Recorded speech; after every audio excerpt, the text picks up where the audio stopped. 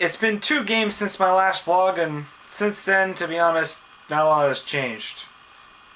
So, how about them Raptors? Welcome to the penalty box!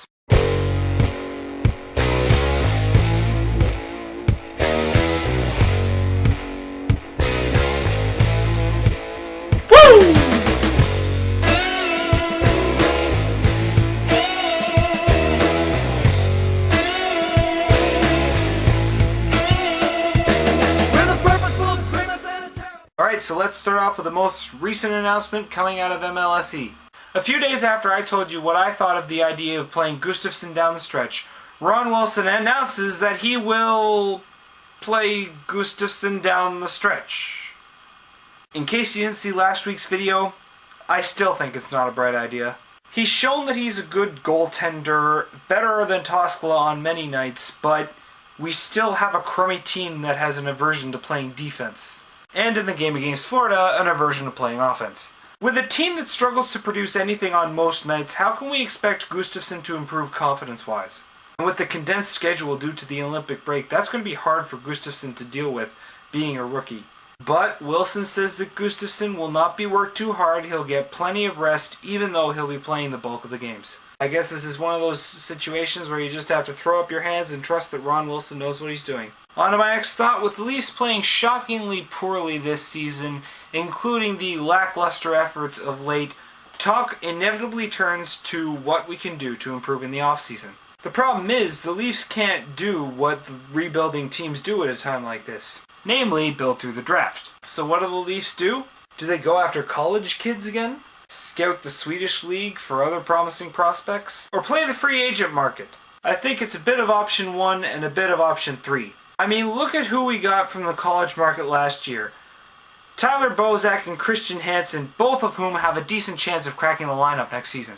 So you can bet that Burke will be taking another good look at college teams this year. And with the free agent market, there will always be a decent player that you can pick up at a decent price. And we will definitely have spots open on the roster next season with guys like Stempniak and loads of others becoming unrestricted free agents. We figure to see a whole new team next year. That said, I don't think the Leafs can expect terrific things out of this year's free agent market.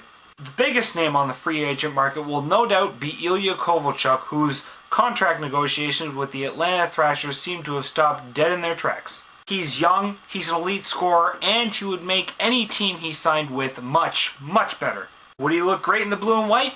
Absolutely. Will he be here? Probably not. The biggest problem with Atlanta from Kovalchuk's point of view is that it's not a contender. He hasn't seen the playoffs even once in his career. So with his contract negotiations stopped, Atlanta will become a seller at the deadline and ship Ilya Kovalchuk. He'll go to a playoff team at the deadline and get his first taste of NHL postseason play. Now he'll probably want to stay on a playoff team for next season.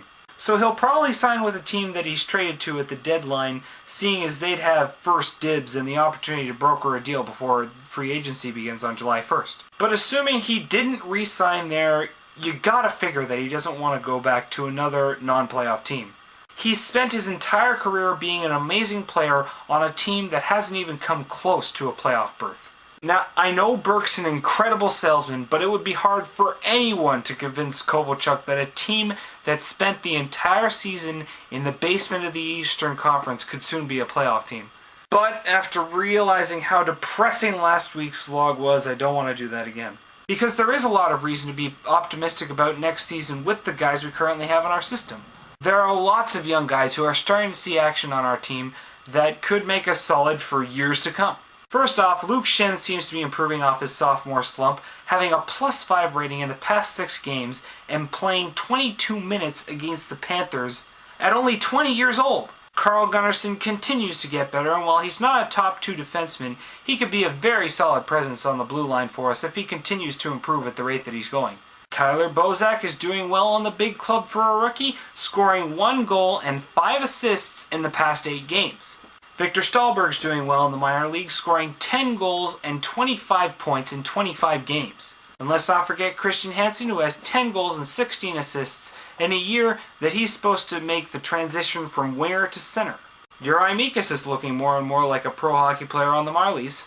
Jerry D'Amigo, a 5th round draft selection, was one of the better players on the U.S. World Juniors team.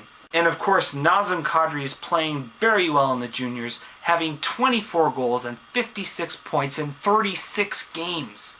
We could see this kid up with the bigs as early as next year. So with these kids in our system, there's plenty of promise for Leafs next year. Feeling better?